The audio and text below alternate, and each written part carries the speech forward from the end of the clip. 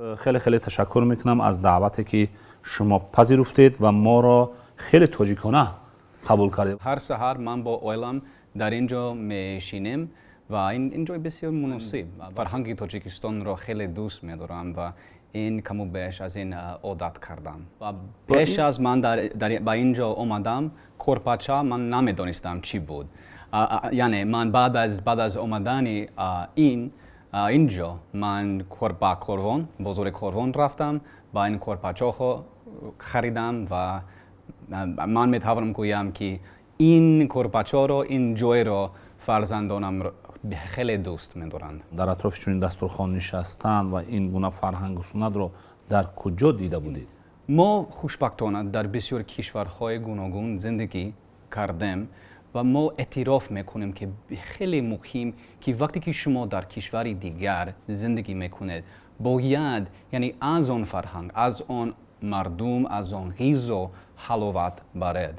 برای همین کوشش میکنیم با طرز چکور و عمیق این فرهنگ را آموزیم.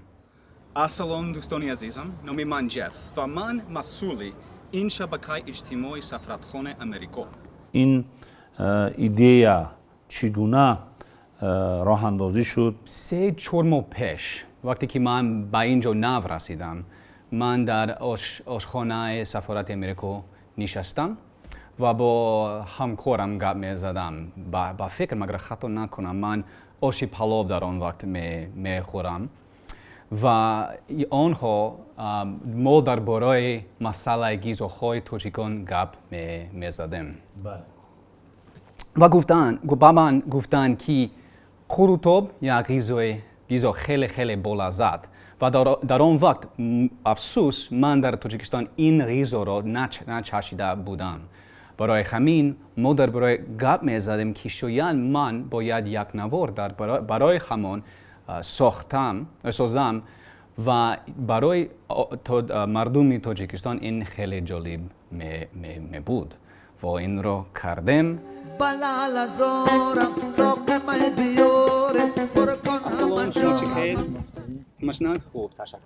تو من نو به دوشنبه رسیدم. از آن من قروتاب را نچشیدم. با فکر شما من با کجا باید روم؟ با فکر ما قروتاب این خوراک ملی ما. درست. بسیار بالذات است.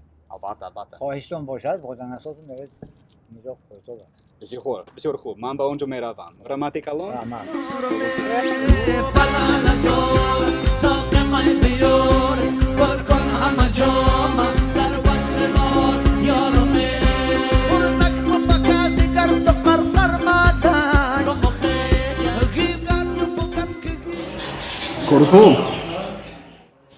فرهنگ های ما باید پیوست شود. از روی آن این ایده کم و بیش از من چون که من در اینجا میخواهم کفش کنم تاجیکستان چی خیلی است در این فرهنگ چی پیدا میتوانم کنم و این فقط یک علامت از آن ایده ما و میتوانم گویم که هم میخواهیم بیشتر نوارها را نشر کنیم. این روز سرگذشتم با این کوکو با دوچرخه میروم. رفتم. بلال زارم ساق می بیاره پر کن همه جامم در فصل بهار یارمه. بلال زارم ساق می بیاره پر کن همه جامم در فصل بهار یارمه. تشکر میکنم. و جناب جف در روزهای سال نو میلادی الیزابت میلر سفیر امریکا در تاجیکستان هم شخصا از بازار کاروان یکی از بازارهای بزرگترین پایتخت تاجیکستان دیدن کرده و یک رولک یا نواری ثبت آن را سفارت در صفحه‌اش نشر کرد. واقعا هم یک کاری بسیار هم بی سابقه بود. البته کاری که سفیر کرده. السلام علیکم. نامی من الیزابت میلر. من سفیری امریکا در تاجیکستان هستم. امروز من در کاروان هستم. خودی سفیر از این تجربه چی برداشته دارند؟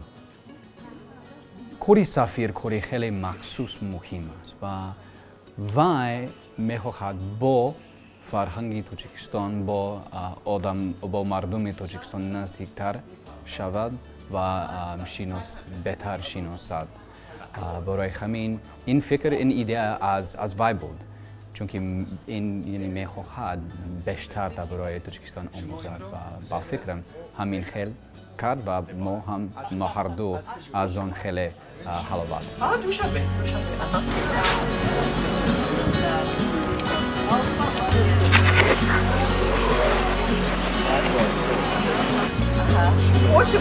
чизи муҳимтарин он аст ки моҳи феврал, моҳи дигар, 25-умин солгарди муносибатҳои дар байни Амрико Тоҷикистон ҷашн мегирем. аз рӯи он мо бисёр наворҳо аз сафирони амрикоии собиқ дорем. онҳо бо одамони Тоҷикистон гап мезананд, суханронӣ мекунанд ва ин наворҳо хеле хуб ҳастанд. ҳам баъд аз ин, чунки барои мо ин марака ва ин вақт хеле махсус аст. хушбахтона ман ба ғарб рафтам, ба хуҷанд рафтам ва ба қурғунтепа ва ман бештар саргузаштҳо доштам. аз рӯи он ман мехоҳам давом диҳам ин намуди наворҳоро сабт кунам.